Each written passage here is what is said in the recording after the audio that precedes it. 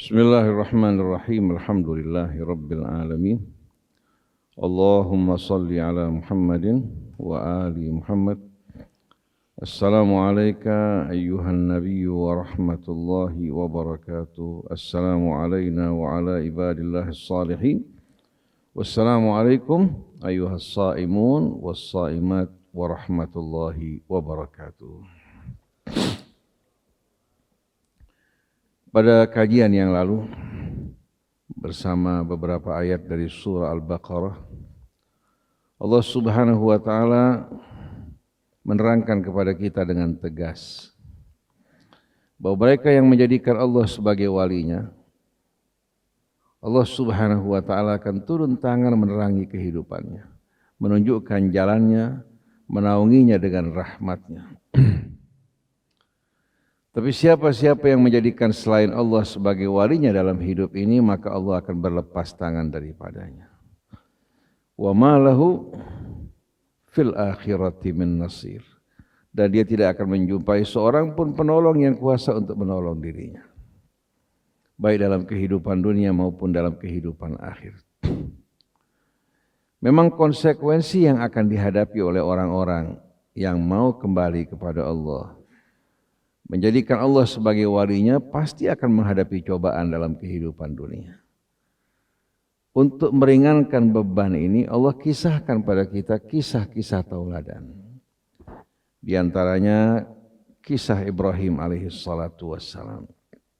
Allah berfirman, "Alam tara ilal ladzi hajja Ibrahim fi rabbih an atahu Allahul mulk. إذ قال إبراهيم ربي الذي يحيي ويميت قال أنا أحيي وأميت قال إبراهيم فإن الله يأتي بالشمس من المشرق إلى المغرب فأتي بها من المغرب إن الله يأتي بالشمس من المشرق إلى المغرب فأتي بها من المغرب Fabuhital ladzi kafar wallahu la yahdil qaumadz zalimin." Kisah ini sebelum Nabi Ibrahim diancam dan dilemparkan ke dalam api. Ketika raja mendengar bahwasannya Ibrahim bukan hanya meninggalkan keyakinan nenek moyangnya, bahkan menghancurkan berhala-berhala yang menjadi sembahan mereka, Ibrahim dipanggil menghadap ke hadapan raja. Lalu Allah kisahkan, apakah kamu tidak melihat seorang yang mendebat Ibrahim pada Tuhannya? An atahullahul mulk, mentang-mentang dia diberikan kekuasaan kerajaan oleh Allah Subhanahu wa taala. Idz qala Ibrahim rabbiyalladzi yuhyi wa yumit. Ketika Ibrahim di hadapan raja mengatakan, kalau kamu ingin tahu siapa Tuhanku, Tuhanku yang menghidupkan dan mematikan. Si raja yang selama ini dipertuhan oleh masyarakatnya, oleh umatnya, karena keyakinan mereka dulu menganggap bahwa raja wakil Tuhan, sebagaimana yang diyakini dulu oleh masyarakat Jepang, bahwasannya raja ini merupakan wakil Tuhan yang wajib untuk ditaati. Begitu juga Fir'aun ketika mengatakan ana rabbukumul a'la. Si raja langsung mengatakan, bukan hanya Tuhanmu yang kuasa untuk menghidupkan mematikan, saya juga kuasa. Dipanggil dua orang narapidana, lalu dia perintahkan, bunuh yang satu, biarkan hidup yang satu. Dia menunjukkan di hadapan Ibrahim, bukankah saya kuasa untuk menghidupkan dan mematikan? Ini kan merupakan logika orang yang sakit. Yang dimaksudkan Ibrahim memberikan kehidupan dan juga mengambil kematian kapan dikehendaki. Tapi kalau Ibrahim melanjutkan perdebatan ini, hanya akan membawa ke dalam perdebatan kusir.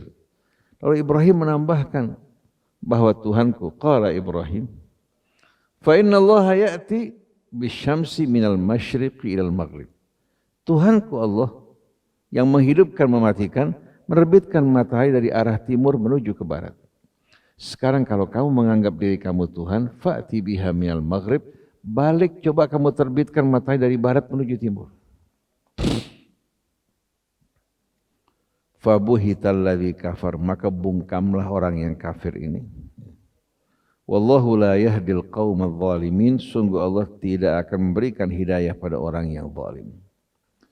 Begitu dia tidak berdaya berdebat, berdialog bersama Ibrahim, menggunakan kekuatan logika tidak berhasil, maka dia beralih menggunakan logika kekuatan. Dia perintahkan pasukannya untuk mengumpulkan api, kemudian mengancam Ibrahim. Kalau kamu pilih Tuhanmu yang kamu sebutkan, kami akan lemparkan kamu ke dalam api. Kalau kamu bertobat, kembali kepada agama nenek moyangmu, kami akan biarkan kamu hidup. Ternyata Ibrahim memilih Allah, walaupun dirinya dilontarkan ke dalam api. Begitu pula yang dihadapi oleh para penyihir Fir'aun. Datang dengan mengharapkan anugerah karunia kedekatan dari Fir'aun. Begitu melihat kebenaran, mereka langsung tersungkur sujud beriman. Lalu Fir'aun mengancam untuk membunuh, menyalib mereka. Tapi mereka tetap dalam keimanan, memilih Allah, rela mengorbankan dunia mereka. Mereka berkata, innama taqbi hadhil hayatad dunya faqbi ma anta. Yang kamu akhiri hanya kehidupan dunia ini, silahkan kamu lakukan. Tapi merampas iman kami dari hati kami. Ini orang-orang yang beriman kepada Allah dan kafir kepada taghut. Dan untuk membuktikannya Allah berikan ujian. Kita dihadapkan dengan berbagai macam cobaan yang menarik, yang mengancam, mana yang kita pilih. Tapi sayangnya banyak orang yang gagal dalam ujian. Baru ditawarkan kedudukan, dia ingkar kepada Allah. Ditawarkan harta, dia jual Allah dan kehormatannya. Dia jual akhiratnya demi dunia ini. Dia tidak sadar bahwa kehidupan dunia adalah ujian dan cobaan. Ini merupakan salah satu kisah yang menggambarkan kecerdasan Ibrahim, kebijaksanaannya, dan juga keberaniannya. Cerdas, bijak, berani. Oleh karena itu tidak heran kalau Allah perintahkan para nabi untuk mengikuti jejak langkah Ibrahim. Jadi seorang mukmin yang diinginkan Allah bukan mukmin yang ikut-ikutan, yang membeo, ya, tergantung siapa yang menggiring mereka seperti hewan ternak. Tapi Allah menginginkan yang berakal, yang berfikir, yang bijak, dan berani tegas dalam menyampaikan kebenaran. Kisah kedua, kelanjutan dari ayat ini, mengisahkan bagaimana Allah kuasa untuk menghidupkan yang mati. Tapi melalui sebuah contoh yang bisa disaksikan dengan mata. Diceritakan kepada kita untuk meyakinkan bahwa kehidupan dunia kita ini, kehidupan di mana kita diuji, setelah itu datang kematian, kemudian datang kebangkitan yang akan menuntaskan semua pertanggungjawaban kita. Imma jannatun abada au narun abada, surga untuk selama-lamanya atau neraka untuk selama-lamanya. Au kallazi marra ala qaryatin wa hiya khawiyatun ala urushiha qala anna yuhyi hadhihi Allah ba'da mautiha. Allah ceritakan satu orang yang berjalan di satu perkampungan yang telah ditinggalkan. Runtuh. Kemudian terdapat tulang belulang, sisa-sisa, ya, dari peninggalan penduduk kampung tersebut, ya, yang binasa. Lalu orang ini berjalan melihat kondisi kampung yang telah runtuh, manusia yang telah berubah menjadi tulang belulang. Dia berkata dalam dirinya, anna yuhyi hadhillahu ba'da mautiha. Bagaimana caranya Allah menghidupkan semua ini setelah kematiannya? Tanda tanya di hatinya.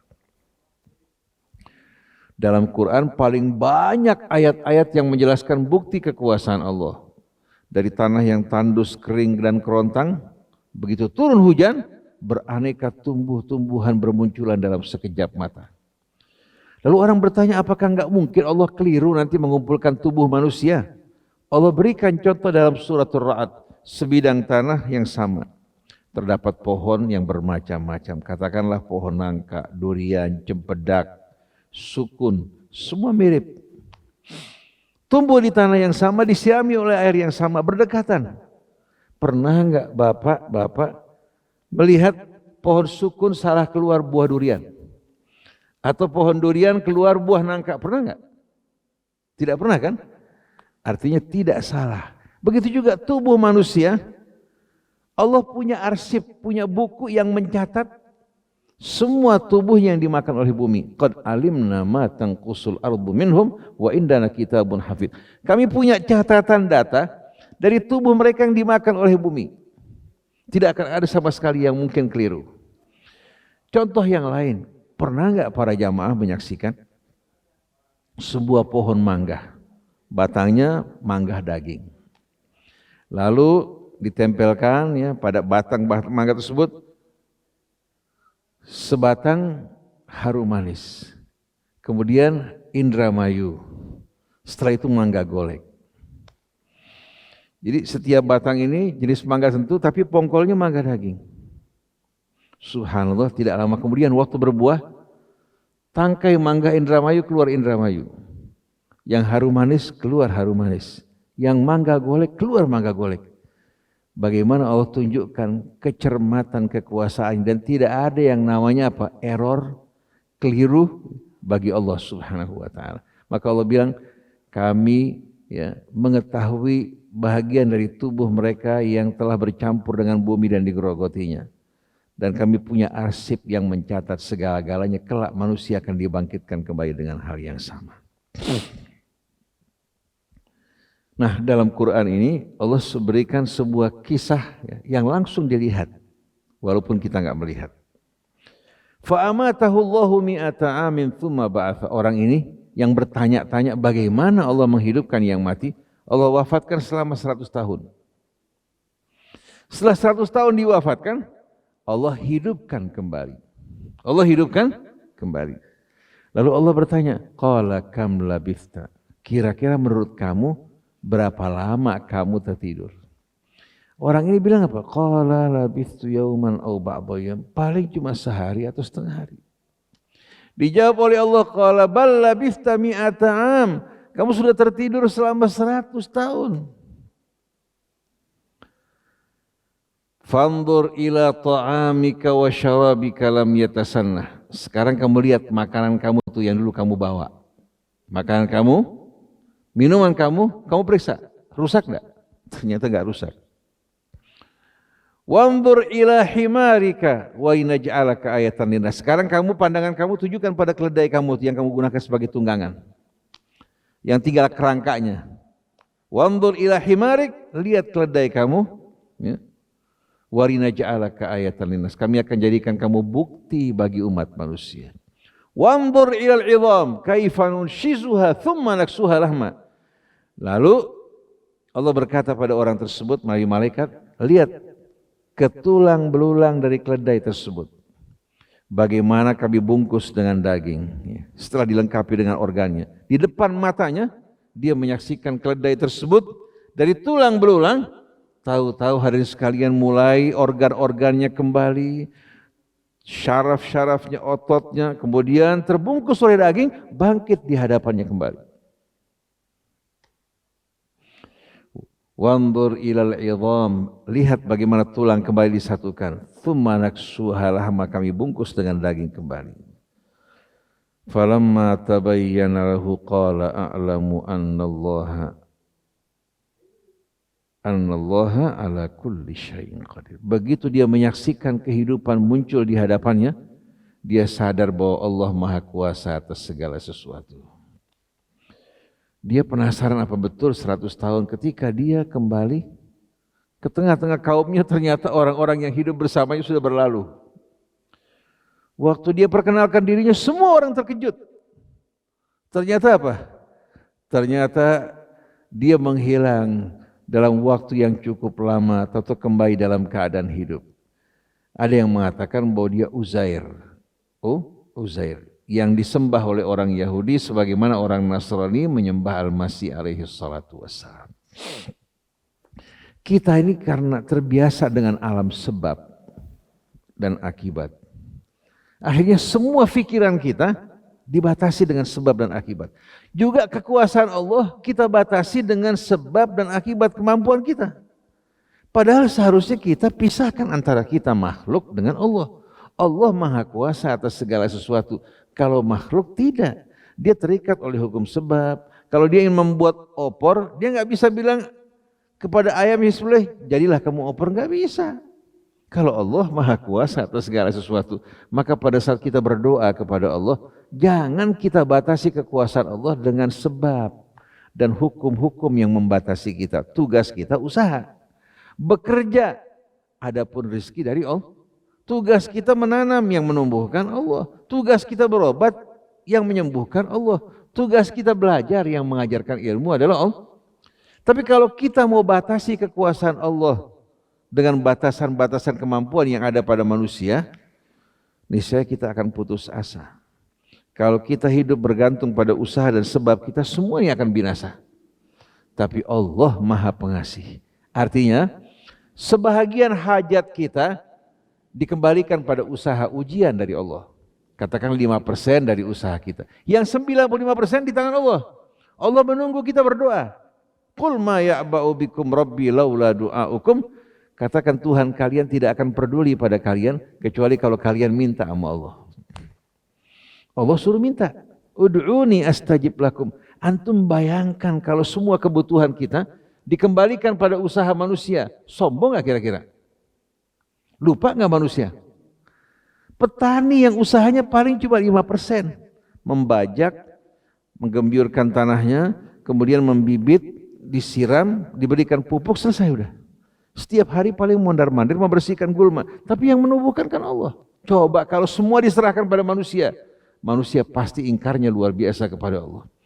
Yang menggilir bumi siang dan malam menghadapi terangnya dan menghadapi gelapnya, sepeser pun gak mengeluarkan biaya. Masih sombong luar biasa. Coba kalau rotasi bumi diserahkan kepada manusia, silahkan kamu lakukan. Kira-kira tiap orang harus bayar berapa kira-kira? Bayar iuran berapa kira-kira? Untuk mendapatkan siang hari dan malam hari. Allah enggak mengambil biaya sedikit pun juga. Tapi manusia petantang petenteng di atas muka bumi.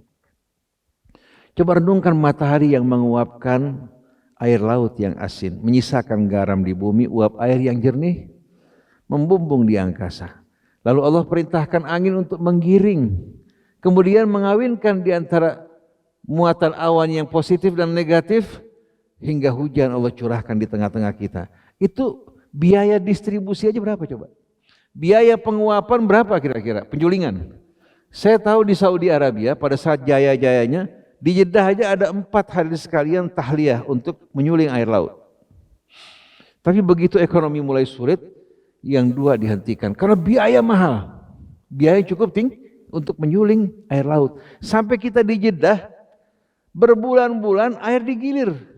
Nanti air nyala, kemudian air berhenti. Karena mahalnya air yang disuling dari lautan. Nah, antum bisa bayangkan hujan-hujan yang turun ini tanpa bahan-bahan kimia. Diturunkan di daerah yang Allah perintahkan.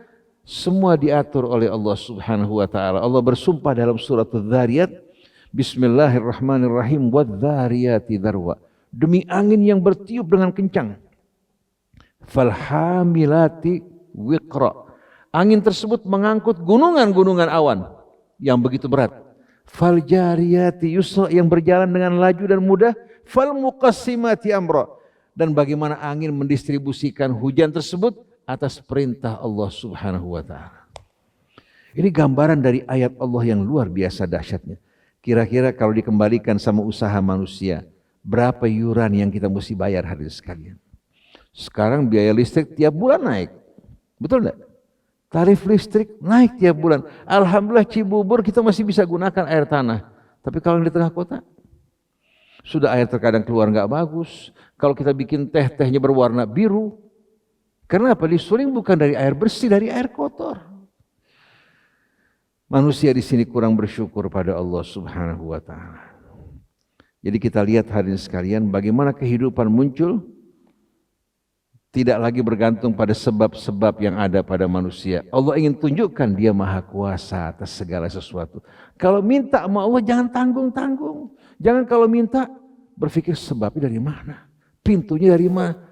Allah kuasa untuk membuka yang tertutup. Wa man yattaqillaha yaj'al lahu makhraja. Asal hati betul-betul datang pada Allah dengan penuh kerendahan, Allah akan buka yang tertutup. Yang mustahil bagi kita, Allah Subhanahu wa taala akan sembuhkan. Nah, ayat berikutnya. Karena kebetulan berhubungan, esok insya Allah kita bahas berkaitan dengan masa infak. Bukan membuat orang miskin, tapi memberikan orang kekayaan dan harapan. Membebaskan dari ketakutan dan kesedihan. Nah, ayat berikutnya berkaitan dengan Ibrahim. Wa idh qala Ibrahimu rabbi arini kaifa tuhyil mauta. Ketika Ibrahim berkata pada siapa? Pada Allah. Ya Allah, tunjukkan kepadaku cara engkau menghidupkan makhluk yang telah mati. Allah bilang, qala awalam tu'min, kamu belum yakin, beriman bahwa saya kuasa? Qala bala, ya Allah siapa yang ragu? Saya benar-benar yakin kamu maha kuasa. Tapi saya ingin lihat dengan mata saya. Dari ilmu yakin, beralih menuju ainul yakin. Ingin melihat dengan mata. Agar saya bertambah apa? Bertambah betul-betul keyakinan dan ketenteraman saya. Seperti dalam surat At-Takatsur, kalla law ta'lamuna ilmal yaqin latarawunnal jahim. Kelanjutannya thumma latarawunnaha ainal yaqin. Bukan hanya ilmu yakin, tapi ainul yakin. Begitu juga yang diinginkan Ibrahim, Allah tunjukkan cara menghidupkan yang mati. Allah sambut, Allah paling suka hambanya yang bertanya karena ingin tahu. Jangan bertanya seperti orang Yahudi yang meledek nabinya. Qala fakhud arba'atan minat tayri fasurhunna ilaik. Ambil 4 ekor burung. Kamu potong, cincang-cincang, satukan menjadi satu.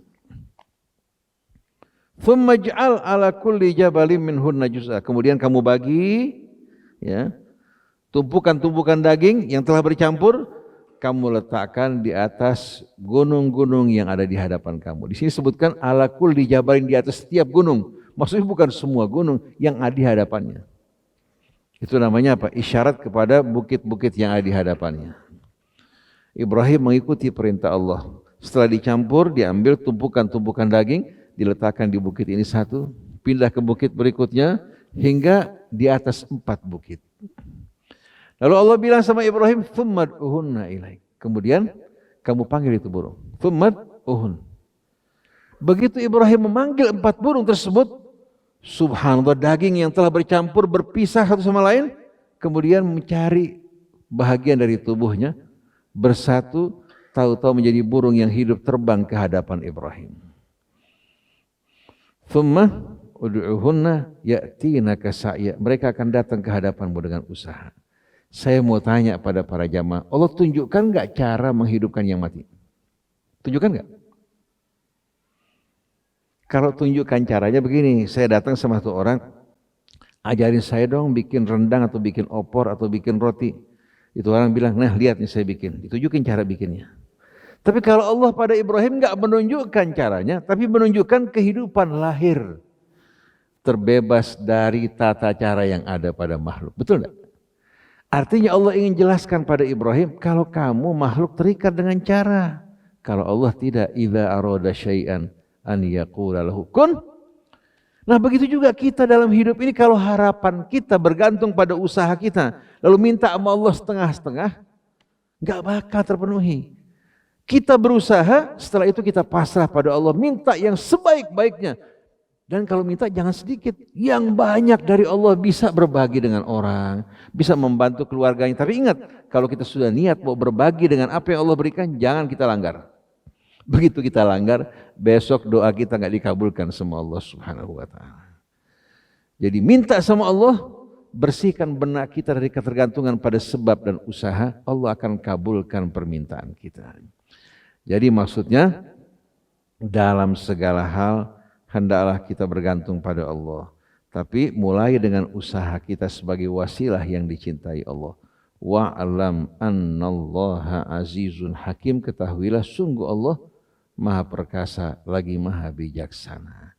Perkasa artinya tidak ada satupun yang menekan dirinya. Dia di atas segala-galanya, termasuk hukum sebab dan akibat. Hakim lagi maha bijaksana dalam mendidik hamba-hambanya. Demikianlah para jamaah sekalian yang dirahmati Allah. Dalam renungan asar pada sore hari ini, kita berharap mudah-mudahan kita akan selalu akrab dengan Quran. Dan barang siapa yang ingin dapat malam Lailatul Qadar, jalannya cuma Quran. Tahu nggak para jamaah sekalian, apa tujuan malam Lailatul Qadar? Tujuan malam Lailatul Qadar untuk mendorong, merangsang kita kepada Al-Quran. Kalau malam turunnya saja lebih baik dari 1000 bulan, bagaimana Qur'annya? Ini kan bahasa isyarat. Allah perintahkan para malaikat turun memperingati malam turunnya Al-Quran karena Qur'annya. Kalau harinya malamnya sedemikian rupa, bagaimana Qur'annya? Secara nggak langsung di hadapan kamu, seandainya Lailatul Qadar berlaku, ada yang lebih besar Lailatul Qadar itu Al-Quran. Jadi Allah mengajak kita selalu bersahabat dengan Quran. Nah kalau kita disatukan dengan Quran, insya Allah perbedaan pertentangan kita akan hilang. Kalau tidak, kelompok A bawa dia punya apa? Doktrin, ini bawa doktrinnya. Kita mau bebaskan hidup kita dari doktrin-doktrin yang memecah belah kita, kembali kepada Quran. Lalu sunnah-sunnah Rasul, refleksi dari Al-Quran. Berdampingan, beriringan bersama-sama. Sebagaimana Sayyidah Aisyah ketika ditanya, bagaimana akhlak Rasul? Dijawab, kana khuluquhul Quran. Akhlaknya semua hidupnya Quran. Nah mari bersama-sama, bagi siapa yang ingin dapat Lailatul Qadar, bahkan lebih besar Lailatul Qadar, jadikan Quran sebagai teman hidup kita. Subhanakallahumma wa bihamdik, asyhadu an la ilaha illa anta astaghfiruka wa atubu ilaik wal afu minkum. Wassalamualaikum warahmatullahi wabarakatuh.